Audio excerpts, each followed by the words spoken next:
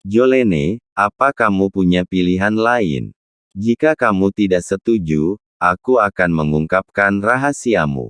Kamu sangat terkenal sekarang, jika hal-hal ini disebarkan, cekak-cekak, ratu baru di dunia bisnis, ternyata begitu kotor, apa yang akan dipikirkan publik? Freddy tertawa. Dia masih memegang majalah ekonomi di tangannya dan sampulnya adalah Jolene. Itu baru saja dirilis dari sebuah wawancara media. Sekarang Jolene bahkan lebih populer daripada artis tingkat kedua dan ketiga. Saat membayangkan privasinya tersebar, akan menjadi pukulan telak bagi dirinya sendiri. Dengan kepribadiannya yang arogan, dia tidak bisa menerimanya. Sikap Jolene tidak sekaku sebelumnya, dia dengan lembut berkata, jika perusahaan diakuisisi atau bergabung dengan Kamar Dagang Anhemia, aku tidak bisa mengambil keputusan. Tidak, jangan coba membohongiku. Kamar Dagang Anhemia telah lama mengetahuinya, sekarang kamu yang memiliki keputusan akhir untuk Jordan Group. Tinggal kamu katakan saja, bisa atau tidak diakuisisi. Freddy yakin sudah mengontrol Jolene. Duar, pikiran Jolene kosong, mereka sudah mengatur untuk menyerang mulai dari dirinya. Yang paling penting adalah dia benar-benar memiliki hak untuk menjual perusahaan. Dia tidak melanggar hukum, setelah menjualnya bisa langsung pergi. Pikirkan baik-baik, jika kamu takut mendapat masalah, Kamar Dagang Anhemia akan mendukungmu dan memberimu posisi yang kamu inginkan. Freddy selain mengancam juga dengan lembut membujuknya. Agar Jolene tidak punya pilihan. Oh ya, batas waktu yang diberikan Kamar Dagang Anhemia hanya sampai hari ini. Jika kamu tidak bisa melakukannya, aku akan menyebarkan privasimu malam ini. Freddy mengancam. Bisa beri waktu lagi. 1 hari terlalu pendek. Jolene bertanya dengan wajah pucat. Tidak apa-apa jika kamu butuh waktu. Malam ini ke Hotel Marriott, ingat, bawa 10 miliar. Kalau tidak, masalah ini tidak bisa ditawar. Selesai berbicara, Freddy turun dari mobil dan tidak memberi Jolene kesempatan untuk membantah. Freddy menelepon Benhat, putra Bobby Lange dan berkata, Tuan Benhat, semua beres. Dalam 3 hari, Jolene pasti akan menjual Jordan Group. Oke, bagus sekali. Aku akan mengirim 10 miliar lagi. Ingat untuk ambil uangnya. Sebuah suara datang dari sisi yang berlawanan. Terima kasih, Tuan Benhat. Setelah menutup telepon, Freddy sangat bersemangat. Benar-benar durian runtuh. Kali ini aku bisa mendapatkan 50 hingga 60 miliar, juga bisa meniduri Jolene. Ah betapa indahnya. Meskipun Freddy menguasai rahasia pribadi Jolene, tetapi keduanya belum pernah berhubungan badan. Jolene sudah menemukan bahwa dia berkencan dengan 7 atau 8 gadis lainnya. Freddy sudah lama ingin tidur dengan Jolene. Akhirnya kesempatan ini datang. Duar. Jolene duduk lemas di bangku dengan ekspresi putus asa. Kesalahannya saat masih muda dan bodoh, membiarkan Freddy memiliki rahasia privasinya. Sekarang menyesal pun tidak ada gunanya. Sejujurnya, Jolene menganggap privasi itu lebih penting daripada hidupnya sendiri. Jika hal-hal ini terungkap, Jolene akan melompat dari gedung. Apa yang harus aku lakukan? Menjual Jordan Group. Jolene benar-benar tidak tahu harus berbuat apa. Lupakan saja, kembali ke perusahaan dulu. Jolene juga mengerti apa artinya menemui Freddy malam ini. Pasti harus tidur dengannya sebelum dia setuju untuk menunda. Dalam perjalanan kembali ke perusahaan, Jolene tampak linglung. Tanpa sadar mengendarai mobil sampai perusahaan. Ciit, bang. Begitu tiba di perusahaan, Jolene menabrak mobil yang datang dari arah berlawanan. Di mobil yang berlawanan, seorang pria turun dan berteriak dengan marah, bagaimana kamu mengemudikan mobil? Buta. Aku menyalakan lampu sein dan memberi jalan beberapa kali, kenapa masih menabraknya? Hah. Jolene. Baru pada saat itulah Nathan menyadari bahwa orang yang menabraknya adalah Jolene. Dia baru saja memarahi, si bodoh ini tidak fokus mengemudi, dikira jalan ini milik bapaknya. Tidak disangka itu Jolene. Mendengar raungan Nathan, Jolene baru tersadar, ada apa? Sial, kamu melamun. Kamu menabrak mobilku. Nathan berkata dengan dingin. Dia menyadari Jolene sedikit berbeda hari ini. Gadis ini sedang linglung. Apa yang telah terjadi? Maaf. Setelah keluar dari mobil, Jolene baru menyadari dia telah menabrak mobil. Pada akhirnya, dia menelepon bengkel mobil untuk menderek kedua mobil itu pergi. Hei, kamu baik-baik saja? Nathan bertanya. Aku baik-baik saja. Jolene menjawab dengan linglung. Hei, tali pakaian dalammu terlihat. Nathan berkata tiba-tiba. Di mana? Jolene segera menundukkan kepalanya untuk memeriksa, setelah waktu lama baru sadar Nathan mengerjainya. Nathan tidak menganggapnya serius, datang ke kantor departemen teknis, terus minum teh dan merokok. Samuel mendatangi Nathan dan berkata, Tuan Nathan, kami tidak memiliki teknisi cadangan yang cukup, aku ingin mencari dan melatih beberapa orang baru. Kalau begitu kamu atur saja, kata Nathan. Tapi Tuan Nathan perlu menghabiskan banyak uang. Samuel ragu-ragu. Uang tidak masalah. Kamu jangan khawatir. Pelatihan orang baru semua tanggung jawab kamu. Bila kamu ingin mendapatkan beberapa orang berbakat, katakan saja padaku, aku akan mengaturnya. Kata Nathan. Siap, Tuan Nathan. Samuel tampak terkejut. Bekerja dengan Nathan sangat menyenangkan. Hari ini, semua orang bisa melihat Jolene linglung sepanjang hari. Laporan yang membutuhkan persetujuannya, tidak dilihat satu pun. Seperti mayat hidup, duduk bengong di kursi dengan posisi yang sama untuk waktu yang lama. Ini membuat sekretaris dan asisten sangat bingung. Biasanya Direktur Jolene Energi, tidak seperti hari ini. Apa sedang datang bulan? Orang hanya bisa menebak alasan ini. Sisi lain, setelah kembali, Freddy menerima uang sebesar 20 miliar, saat ini sedang menghamburkannya di sebuah klub. Di dalam ruangan kecil, lebih dari belasan wanita cantik menemani Freddy. Freddy, kamu sudah sukses sekarang. Di tengah duduk Marius yang berkepala botak. Dijuluki Marius Botak, dia adalah gangster terbesar di jalanan bar ini, dia yang melindungi bar terbesar di Anhemia. Ada juga beberapa gangster berbadan tinggi yang duduk di sebelah mereka, mereka adalah anak buah Marius Botak. Freddy dari dulu hidup dalam kehidupan malam yang glamor, sepanjang malam menghabiskan waktu di klub malam.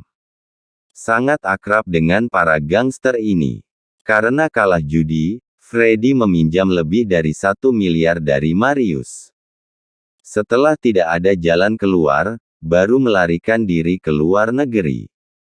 Setelah Freddy kembali langsung melunaskan utangnya serta mengundang Marius untuk minum. Kak Marius, beri aku nomor rekeningmu, aku akan segera transfer uangnya. Sekarang di mata Freddy uang 1 miliar tidak ada apa-apanya. Kedepannya jika ingin berkembang di Anhemia, tentu perlu memiliki hubungan yang baik dengan Marius. Marius sedang merokok, senyum cabul muncul di sudut mulutnya. Ngomong-ngomong, Freddy dengar-dengar malam ini kamu akan meniduri Jolene dari Jordan Group.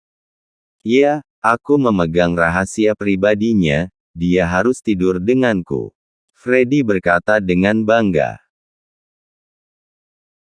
Marius terkekeh dan berkata, ketika mendengar jalang ini, benar-benar menggiurkan. Yang lain juga berkata, ya, tubuh Jolene sangat bagus, muka juga cantik, penampilan yang polos dan arogan, di atas tempat tidur pasti berbeda. Setelah melihat Jolene di majalah, mereka tidak bisa menahannya. Padahal ada belasan wanita cantik dalam ruangan itu. Marius melihat mereka sekilas langsung tidak berminat. Tidak secantik Jolene. Memikirkan Jolene, dia tidak lagi tertarik pada wanita manapun. Begini Freddy, malam ini kita tiduri Jolene bersama, uang yang kamu pinjam tidak perlu dikembalikan, kedepannya kamu juga saudaraku, bila ada masalah aku akan melindungimu. Marius menepuk bahu Freddy dengan keras. Oke, Kak Marius yang pertama, aku kedua, saudara-saudara lainnya juga datang bersama. Wanita jalang ini selalu berlaga suci, nanti malam, aku ingin lihat betapa jalangnya dia. Hehe, Freddy segera setuju. Haha, saudaraku yang baik. Marius sangat menantikannya. Anak buahnya bertanya, Kak Marius, apa perlu menyiapkan alat-alat? Kepala botak itu tersenyum dan berkata, tentu saja harus disiapkan. Jolene dalam keadaan linglung di kantor tiba-tiba telepon berdering, Freddy yang menelepon.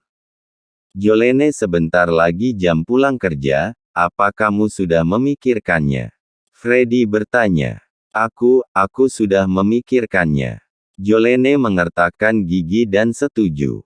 Oke, kalau begitu setelah kamu pulang kerja, pergi ke Hotel Marriott di Jalan Tamlin, aku akan menjemputmu.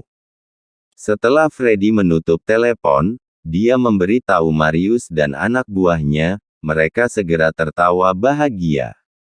Orang-orang itu bergegas ke Hotel Marriott, mereka sudah tidak sabar lagi. Akhirnya tiba waktunya untuk pulang kerja. Jolene pertama-tama mentransfer 10 miliar pada sebuah kartu, lalu mengambil gunting tajam dan memasukkannya ke dalam tas kemudian meninggalkan kantor. Ini membuat semua orang merasa semakin aneh. Biasanya Jolene harus bekerja lembur sampai jam 11 atau 12 malam, hari ini tepat jam 6 sudah pulang. Pasti ada masalah. Tapi sebagai bawahan, bagaimana bisa mencampuri kehidupan pribadi bos sendiri? Pada saat ini, Nathan yang telah tidur sepanjang sore, bangun meregangkan tubuh dan bersiap untuk pulang kerja. Menurut kalian Direktur Jolene hari ini terlalu aneh tidak? Seharian tidak melakukan apa-apa dan linglung begitu. Ya betul, sangat tidak normal, lagi pula hari ini bukan masa menstruasinya, sangat aneh. Sepertinya setelah menerima panggilan telepon tadi pagi jadi seperti ini. Nathan mendengar beberapa gadis bergosip. Celaka, Jolene sepertinya ada masalah. Nathan berseru. Awalnya berpikir tadi pagi menabrak dirinya karena kecelakaan. Sekarang tampaknya banyak hal tidak biasa. Dia segera menelepon Vermilion, segera periksa jejak Jolene hari ini. Siap, Dewa Perang. Pada saat ini, Jolene telah tiba di Hotel Marriott. Freddy sedang menunggunya di lobi hotel. Jolene menarik napas dalam-dalam dan mengikutinya. Jangan buru-buru, aku akan memeriksa uangnya dulu. Pikiran Freddy masih sangat jernih, 10 miliar ini tetap harus diambil. Oke, ikut aku ke atas. Freddy berjalan di depan. Jolene mengikuti di belakang, dia mencengkeram tasnya erat-erat. Sampai di kamar Presiden Suite yang telah dipesan Freddy. Jolene hendak mengatakan sesuatu tiba-tiba dia melihat 5 orang berjalan keluar. Pria botak sedang menatapnya sambil tersenyum mesum. Melihat orang-orang dengan niat jahat, Jolene mundur ke belakang. Siapa kalian? Apa yang kalian lakukan? Marius menggosok kedua tangannya dan tersenyum, adik, jangan takut, kakak hanya ingin berteman denganmu. Hehe. Ya, adik yang baik, kami semua adalah kakakmu yang baik. Yang lain juga tertawa. Freddy, kamu bajingan. Aku pergi. Jolene berbalik dan hendak pergi. Hanya saja langkah Marius lebih cepat, langsung mengunci pintu dan mendekati Jolene selangkah demi selangkah. Adik mau kemana? Kakak pasti lembut padamu. Marius terkekeh. Bola mata hampir terbang keluar. Freddy tersenyum, Jolene, ini Kak Marius, ingin berteman denganmu. Freddy, apa maksudmu? Apa yang mau kamu lakukan? Apa kamu lupa tentang kamar dagang Anhemia? Apa kamu tidak ingin membicarakannya? Jolene meraung. Wajah Freddy berubah. Hal terpenting saat ini adalah masalah kamar dagang Anhemia. Hei, Jolene, bukankah kamu ingin mengulur waktu? Baik, aku memberimu syarat. 10 miliar ditambah menemaniku 1 malam, aku akan memperpanjang waktu menjadi 3 hari untukmu. Jika tidak, aku akan menyebarkan foto-foto pribadimu. Oh iya, Kak Marius, apa kamu ingin melihat foto pribadi wanita ini? Akan aku tunjukkan. Freddy bertanya.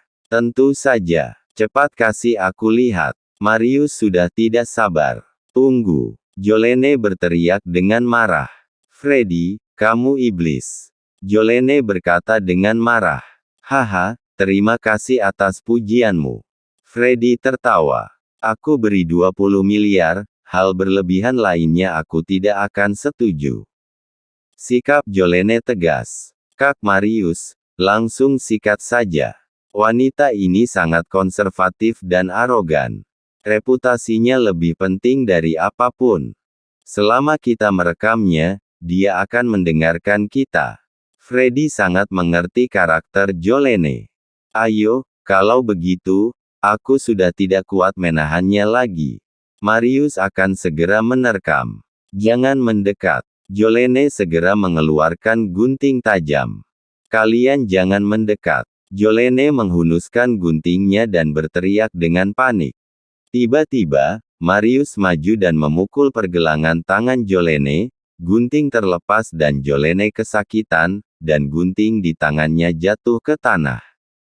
Orang-orang itu menarik Jolene ke kamar tidur. Bang! Marius melemparkannya ke tempat tidur, air mata mengalir dari mata Jolene.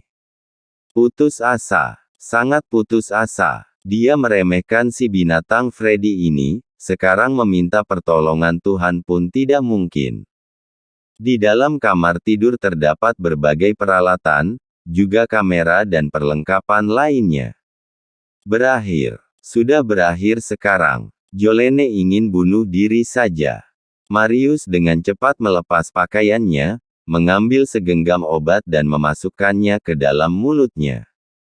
Saudara-saudaraku, aku duluan. Marius bersiap menerkamnya. Saudara-saudara sedang bersenang-senang, apa aku boleh ikut serta? Pada saat ini, sebuah suara tiba-tiba terdengar dari belakang. Marius, Freddy dan yang lainnya berbalik dan melihat Nathan yang sedang merokok. Siapa kamu? Kenapa kamu ada di kamarku? Freddy bertanya. Marius dengan ekspresi ganas di wajahnya dan kekejaman di sudut mulutnya, hajar dia, aku paling benci diganggu saat ini. Dengan perintah Marius, keempat anak buahnya segera maju menyerang Nathan. Niat membunuh melintas di mata Nathan, dengan satu pukulan menghajar gangster yang maju paling depan. Bang! Gangster itu terpelanting lebih dari 10 meter, menabrak dinding dengan keras, jatuh dan tidak bergerak. Bang! Dengan pukulan lain, gangster lain terbang keluar. 2 gangster terakhir lebih mengenaskan. Nathan menendangnya menghapusnya dengan kedua kakinya. Keduanya berguling di lantai dan menjerit kesakitan. Tercengang. Semua orang yang hadir ketakutan. Siapa yang mengira bahwa keterampilan Nathan seperti pembunuh maniak? Wush! Marius mengeluarkan belati dan menikam Nathan dengan keras. Tapi Nathan mengelak dengan santai, Marius hanya menusuk udara kosong. Marius mencoba mengerahkan kekuatan lagi, tetapi pergelangan tangannya seperti terjepit ragum besi. Nathan meraih belati dari tangannya dan melemparkan ke samping kemudian meninjunya. Marius menjerit kesakitan. Freddy ketakutan, wajahnya pucat pasi. Butir-butir keringat seukuran jagung mengalir seperti hujan. Mengerikan. Sangat mengerikan. Mata Nathan perlahan menoleh padanya. Bukan aku, tidak, aku tidak ada hubungannya tidak ada hubungannya denganku. Freddy ketakutan sampai terbata-bata. Kamu punya rahasia Jolene, kan? Nathan bertanya. Aku tidak. Freddy menggelengkan kepalanya. Nathan tidak berbicara, hanya melayangkan tinjunya. Ada.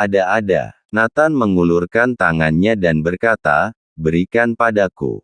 Ini, Freddy agak ragu-ragu. Bang, Nathan menonjoknya. Freddy menjerit histeris. Sini, berikan padaku, kata Nathan. Freddy takut konsekuensinya bila ragu lagi. Di tasku. Freddy menyerahkan tasnya kepada Nathan. Nathan mengambil tas itu dan melihatnya, ada banyak foto dan USB flash drive di dalamnya. Apakah ada cadangan? Bang, Nathan menonjoknya lagi. Freddy menjerit. Tidak ada. Aku awalnya berencana untuk memberikan segalanya kepada Jolene. Dia memiliki kepribadian yang kuat. Jika aku memaksanya lagi, dia pasti akan bunuh diri. Freddy berkata dengan tenang. Oh, baguslah. Suara Nathan baru saja keluar, kilatan dingin melintas di matanya. Bang, Nathan menendang lagi. Segera, darah mengalir keluar. Freddy merasakan momen paling menyakitkan bagi pria. Dengan keringat dingin, dia menatap Nathan dan bertanya, kamu tidak pegang kata-katamu. Nathan tersenyum, apa aku ada bilang setelah kamu berikan barangnya aku tidak akan memukulmu lagi. Freddy hampir pingsan. Kamu tidak bisa mengendalikan nafsumu, aku membantumu mengendalikannya. Nathan tertawa dan menyalakan rokok lagi. Yang lainnya tergeletak di lantai menjerit kesakitan. Pada saat ini, Jolene baru sadar dari pingsannya. Orang yang dia lihat ketika dia membuka matanya ternyata adalah Nathan. Mohon like dan subscribe channel ini, agar channel ini terus berkembang. Terima kasih.